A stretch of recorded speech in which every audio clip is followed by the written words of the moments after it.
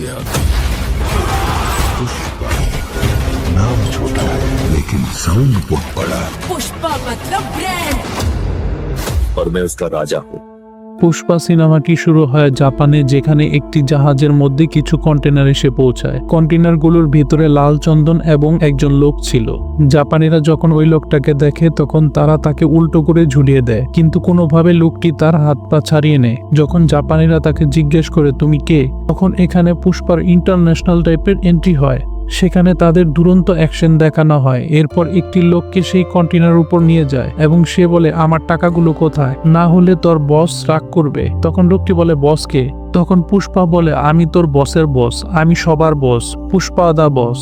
সে আরো বলে দুনিয়ার যে কোনো জায়গায় থাকি না কেন আমি কারো কাছে ঝুঁকবো না। এরপর কিছু লোক তার উপর গুলি ছুটতে থাকে। একজন বস টাইপের লোক তাকে গুলি করলে পুষ্পা গুলি খেয়ে সাগরে পড়ে যায় এবং সে তার ছোটবেলার ভীষণ দেখতে পায়। সে ভীষণে দেখে সে পানিতে ডুবে যাচ্ছে। আর এরপরে সিনেমায় কিছু বাচ্চাদের মাঠে খেলতে দেখা যায়। খেলতে খেলতে তাদের বল যখন পানিতে পড়ে যায় তখন একটি বসে থাকা ছেলের কাছে এসে বলে বলটি নিয়ে আয়। এটা শুনে পাশে থাকা ছেলেটি বলে সে তো সাঁতার জানে না। এরপর ছেলেটি বলে তোর নাম কি? তখন বলে আমার নাম পুষ্পারাজ, আমার বাবার নাম ভ্যাঙ্কর জামান। এটা শুনে সবাই বলে সে নাকি তোর বাবা না? তখন পুষ্পা বলে আমার মা বলেছে সে আমার বাবা। তারপর ছেলেগুলি বলে ঠিক আছে মেনে নিতে পারি, তবে তুই যদি বলটাই আমাদেরকে এনে দিতে পারিস তাহলে আমরা বুঝবো সেই তোর বাবা। এরপর ছেলেটি বল নিতে গেলে পানিতে ডুবে যেতে থাকে। হঠাৎ করে পুষ্পার ঘুম ভেঙে যায়। আসলে আমরা এতক্ষণ যা হচ্ছিল সবই তার স্বপ্ন ছিল।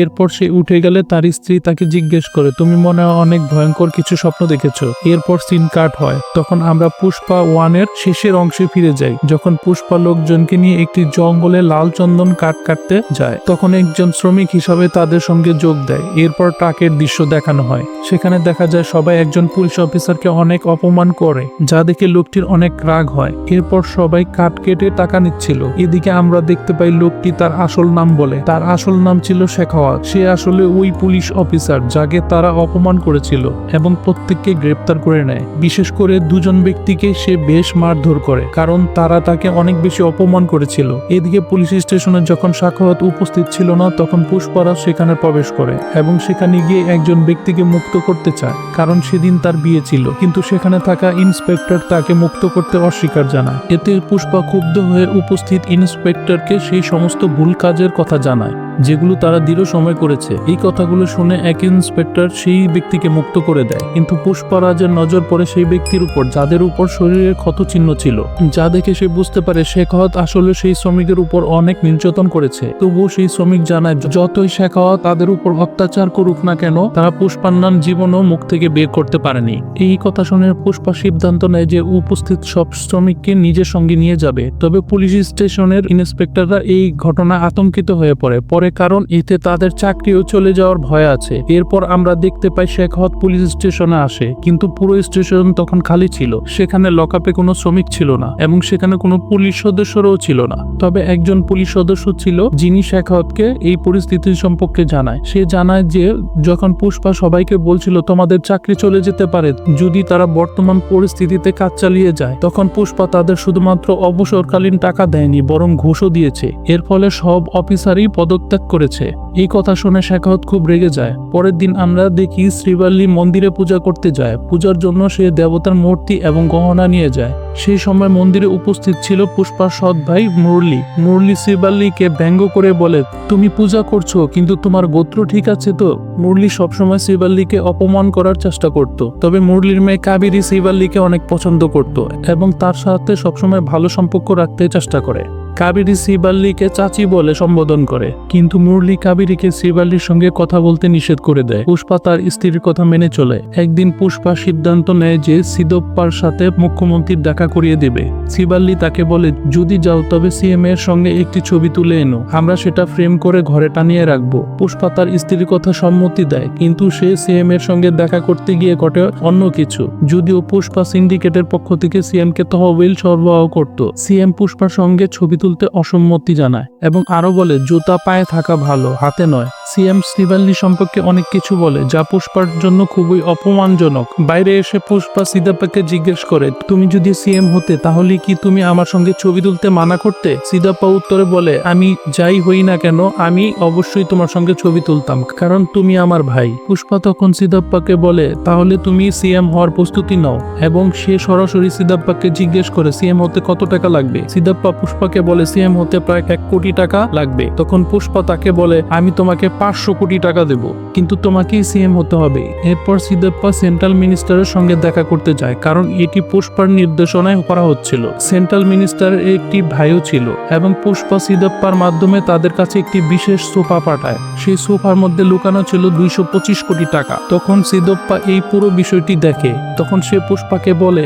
এভাবে টাকা ওড়ানো ঠিক নয়, আমাদের সতর্ক থাকতে হবে। 5000 কোটি টাকা এভাবে আসবে না। তবে পুষ্পা জানে তার বিশেষ পরিকল্পনা রয়েছে। সে বলে পুষ্পা এখন আর শুধুমাত্র ন্যাশনালে নয়, ইন্টারন্যাশনাল হয়ে গিয়েছে। আগে পুষ্পা লাল চন্দন কাঠ মুরগান নামের একজনের সঙ্গে ডিল করত, সেখানে প্রতি টনে 1 কোটি টাকা পেত। কিন্তু এখন বিদেশে এই কাঠ পাঠালে প্রতি টনে 2 থেকে 2.5 কোটি টাকা আয় করা সম্ভব। পুষ্পা তখনই বিদেশ যায় এবং একজন বড় ব্যবসায়ীর সঙ্গে দেখা করে। সেখানে সে লাল চন্দন কাঠের একটি বড় চুক্তি করে। চুক্তি অনুযায়ী পুষ্পাকে 2000 কুইন্টাল লাল চন্দন কাঠ সরবরাহ করতে হবে, যার জন্য সে 2000 কোটি টাকা পাবে। এই বিশাল ডিল নিশ্চিত করতে পুষ্পা তার পুরো সিন্ডিকেটকে সক্রিয় করে তোলে। সে নির্দেশ দেয় যে সব জায়গা থেকে লাল চন্দন কাঠ সংগ্রহ করতে হবে।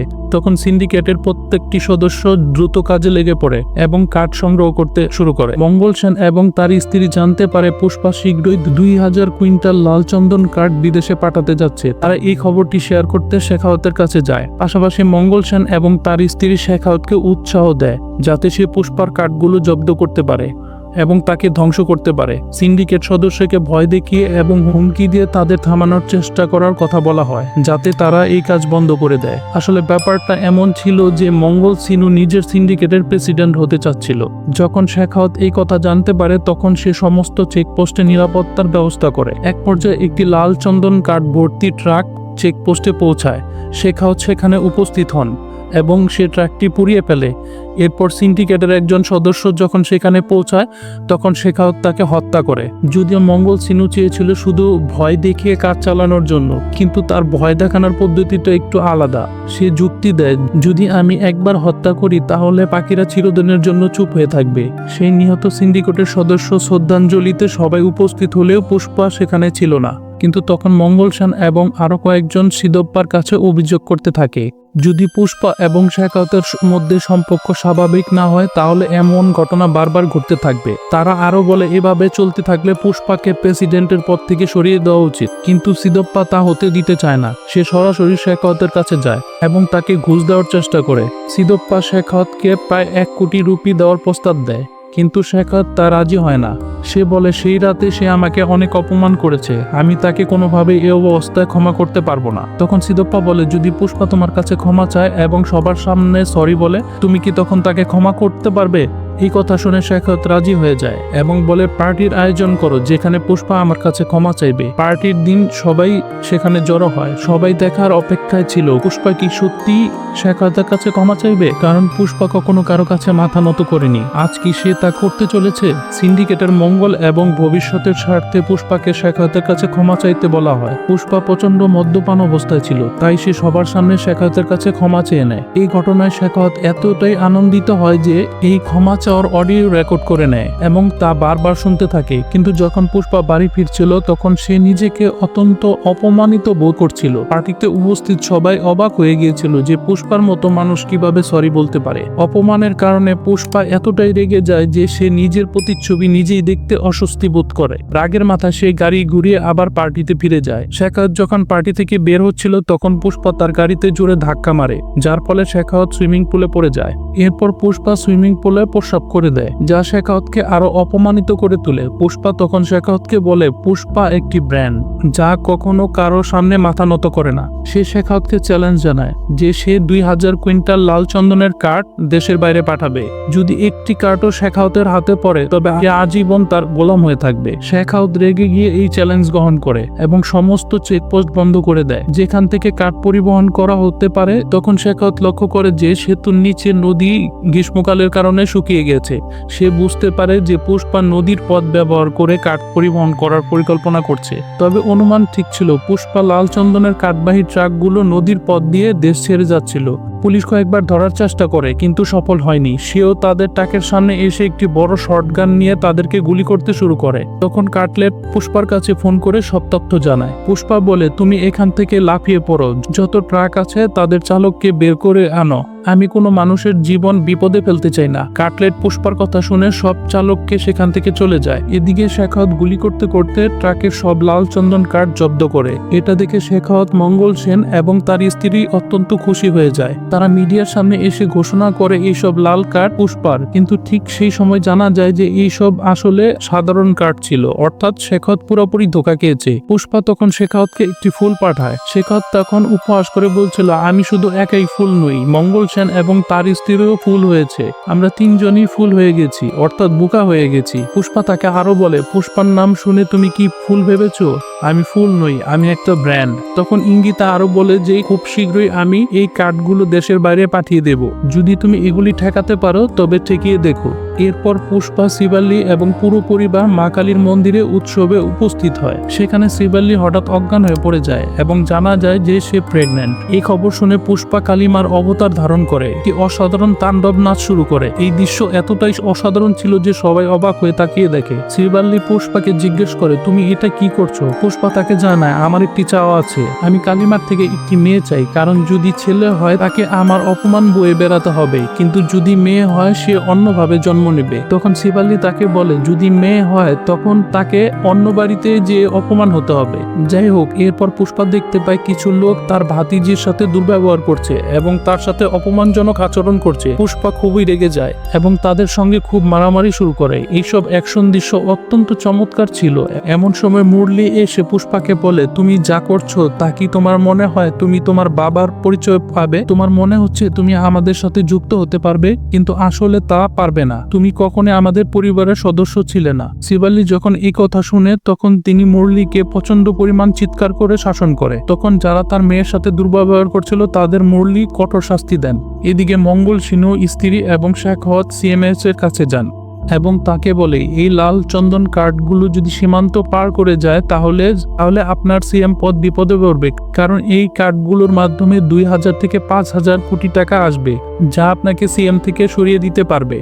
এরপর সিএম তাদের তাৎক্ষণিক নির্দেশ দেয় যে এই লাল চন্দন কার্ডগুলো সীমান্ত যেন পার হতে না পারে। এই কার্ডগুলো রামেশ্বরম থেকে শ্রীলঙ্কা যাওয়ার কথা ছিল, কারণ রামেশ্বরম থেকে শ্রীলঙ্কার মাত্র 18 কিলোমিটার দূরত্ব ছিল, কিন্তু তিনি কার্ডগুলো ধরতে পারেনি কারণ তারা একটি নোংরা জাহাজের নিচে ছিল। এরপর শেখাওয়াত তাদের পিছু নেয়, তবে তারা ধরা পড়ে না। মাল পাঠানোর পর অনেক টাকা আসে, যা দেখে পুষ্পা অনেক খুশি হয়ে যায়। এসব টাকা এমএল এর জন্য সোফার ভিতরে করে পাঠানো হয়, মানে এখন সকল এমএল এখন পুষ্পার হাতে চলে গিয়েছে। তাই শেখাওয়াতের পরিস্থিতি খুবই খারাপ হয়ে পড়েছিল, কারণ তার হাতে আর কিছুই ছিল না এবং তার চাকরির ট্রান্সফারও নিশ্চিত ছিল, কারণ এখন সরকারের সকল ক্ষমতা পুষ্পার হাতে চলে যাবে। শেখাওয়াতের কাছে যে নকল চন্দন কাঠ ছিল সেগুলো সে আগুন দিয়ে ধরিয়ে দেয় এবং অনেক মদ্যপান করে সে সেখানেই রয়ে যায়, যার ফলে বিস্ফোরণ ঘটে এবং শেখাওয়াত মারা যায়। তবে তার মৃত্যুর খবর প্রকাশ করা হয়নি, এছাড়া কাউকে বলাও হয়নি সে যে মারা গিয়েছে। কিছুদিন পর আমরা দেখতে পাই সিএম এর পদ বদল হয়ে গিয়েছে এবং সিএম এখন সিদপ্পা হয়ে গিয়েছে।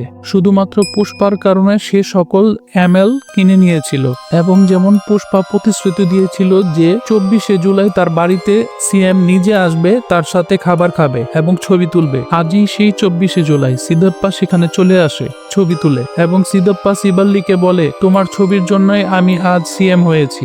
এবং পুষ্পা এই দিনটিকে বিশেষভাবে বেছে নিয়েছে কারণ আজ শিবাল্লির জন্মদিন ছিল, তাই সেখানে একটি ছোট উৎসব করে। সে উৎসবে অংশগ্রহণ করে। যদিও সিদপ্পা সিএম হয়ে গিয়েছিল তবুও পুরো রাজ্যের ক্ষমতা ছিল পুষ্পার হাতে, সবাই তাকে অনেক সম্মান দিচ্ছিল। এরপর একদিন পুষ্পার ভাবি অর্থাৎ মুরলির স্ত্রী পুষ্পার বাড়িতে আসে এবং তাকে জানায় যে কাবেরীকে কিছু লোক এসে কিডন্যাপ করে নিয়ে গেছে এবং তারা এর জন্য 100 কোটি টাকা দাবি করছে, আর যদি তারা না দেয় তবে কাবেরীকে মেরে ফেলবে। এই কথা শুনে পুষ্পা প্রথমে নিউজ চ্যানেলের কাছে যায় এবং লাইভে এসে তাদেরকে জানায়, যদি আমার ভাতিজি কাবেরীর কিছু হয়ে যায় তবে আমি তোদেরকে 1 ঘন্টার মধ্যে শেষ করে দেব। তাদের কাছে শুধুমাত্র 1 ঘন্টার সময় আছে। এই খবর সিদপ্পা এবং কেন্দ্রীয় মন্ত্রীদের কাছে জানা ছিল, কিন্তু এখানে একটি বিষয় জানা যায় যে যাদের কাছে কাবেরী কিডন্যাপ হয়েছিল তারা অন্য কেউ নয়, বরং কেন্দ্রীয় মন্ত্রীদের ভাইয়ের ছেলে, অর্থাৎ কেন্দ্রীয় মন্ত্রীর ভাতিজা। তাই এখানে কেন্দ্রীয় মন্ত্রী সিদপ্পার মাধ্যমে পুষ্পার কাছে ফোন করানো হয়। তারা পুষ্পাকে জানায় যেহেতু এটি কেন্দ্রীয় মন্ত্রীর ভাতিজা তাই তাকে যেন কিছু না করা হয়, তারা দ্রুত তাকে কন্টাক্ট করবে এবং কাবেরীকে ছেড়ে দেবে। তখন পুষ্পা জানিয়ে দেয় তার ভাতিজির জানি কিছু না হয়। এরপর কেন্দ্রীয় মন্ত্রীর ভাতিজা পুষ্পার কাছে 100 কোটি টাকা দাবি করে এবং পুষ্পাকে একা আড্ডাখানায় আসতে বলে। পুষ্পা রাজি হয়ে যায় এবং হেলিকপ্টারের সামনে এসে পৌঁছায়। সেখানে পৌঁছে প্রথমে সে শটগান দিয়ে গুলি চালাতে শুরু করে, কিন্তু মন্ত্রীর ভাতিজা পুষ্পাকে বলে তোমার ভাতিজির গানের পয়েন্ট রয়েছে, তাই কোনো কিছু করার আগে তোমার মাথা ঠান্ডা করতে হবে। তারপর পুষ্পাকে তার সবগুলো বন্দুক দিয়ে দিতে বলে। তারপর পুষ্পাকে তারা অনেক মারতে শুরু করে। এরপর তারা কাবেরীর ইজ্জত নিয়ে খেলতে শুরু করে। এই দৃশ্য দেখে পুষ্পা প্রচন্ড রেগে যায় এবং সে তাদের ভয়ানকভাবে আক্রমণ করতে শুরু করে। আর এখানে খুব দারুণ একটি ফাইট সিন দেখানো হয়। পুষ্পা মন্ত্রীর ভাইকে এবং তার ভাতিজাকে হত্যা করে এবং যখন মন্ত্রীর কাছে এই খবর পৌঁছায় তখন সে পুরোপুরি পাগল হয়ে যায়। পরবর্তী দৃশ্যে দেখা যায় পুষ্পা যখন তার বাড়িতে ছিল তখন মুরলী আসে। মুরলীর মনে তার ভুলের অনুশোচনা হয়, তাই সে পুষ্পা এবং তার পরিবারের কাছে ক্ষমা চাওয়ার জন্য আসে। মুরলী আরেকটা সুখবর দেয়, কাবেরীর বিয়ের কার্ড দিতে এসেছে এবং কাবেরী বলেছে যদি পুষ্পা চাচা না আসে তাহলে আমি কোনোভাবে মণ্ডপে বসবো না। শিবাল্লি পুষ্পাকে জানায় যে বিয়ের কার্ডে তার মায়ের নাম এবং পুষ্পার নাম লেখা রয়েছে, এমনকি তার পিতার নামও আছে। এটি দেখে পুষ্পা অত্যন্ত আবেগপ্রবল হয়ে পড়ে। তার আশেপাশে অনেক মানুষ জমে যায়, কারণ পুষ্পাকে এমন ভাবে কাঁদতে কেউ আগে দেখেনি। পরবর্তীতে পুষ্পা মুরলী এবং তার পরিবারকে ক্ষমা করে দেয় এবং তারপর তারা কাবেরীর বিয়েতে উপস্থিত হয়। তারা একে অপরের ক্ষমা করে কাবেরীর বিয়েতে আনন্দ করতে শুরু করে। এদিকে মন্ত্রীর বাড়িতে শোকের পরিবেশ ছিল, কারণ মন্ত্রীর ভাই এবং ভাতিজা মারা গিয়েছে। এখন এক ব্যক্তি একটি ফুলের তোড়া নিয়ে আসে এবং একই ফুলের তোড়া আমরা কাবেরীর বিয়েতেও দেখতে পাই। তার ঠিক দূরে এক পাহাড়ে একটি লোক রিমোট প্রেস করতেই বোম ফেটে ওঠে। আর এখানে মুভিটি শেষ হয়ে যায়। কিন্তু মুভিতে একটা টুইস্ট রাখা হয়েছে। টুইস্টটি হচ্ছে আমরা বিয়ে বাড়িতেও একটি ফুলের তোড়া দেখি এবং শ্রাদ্ধ বাড়িতেও সেম ধরনের ফুলের তোড়া দেখি। এখন ওই লোকটা যে রিমোটটা প্রেস করেছে, কোথায় বোমটা ব্লাস্ট হয়েছে সেটা আমরা জানি না। আর এটাই হচ্ছে সবচেয়ে বড় টুইস্ট। আর সেই বড় টুইস্ট রিভিল করা হবে পুষ্পা 3-তে। আর এখানেই মুভিটি শেষ হয়ে যায়। তো ফ্রেন্ড, কেমন লেগেছে আজকের মুভিটি? যদি মুভিটি ভালো লেগে থাকে তাহলে অবশ্যই লাইক, কমেন্টস এবং শেয়ার করতে ভুলবেন না। আর যদি আমাদের চ্যানেলে আজ নতুন হয়ে থাকেন তাহলে অবশ্যই সাবস্ক্রাইব করে আমাদের পাশেই থাকুন। দেখা হবে পরের ভিডিওতে। টিল দেন সবাই ভালো থাকবেন। সবাই